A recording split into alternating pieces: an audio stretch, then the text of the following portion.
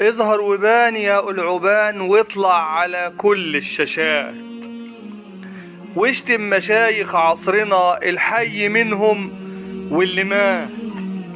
شكك في أحاديث الرسول، شكك في تفسير الآيات، ألف لنا سيرة النبي وانفي التاريخ والمعجزات.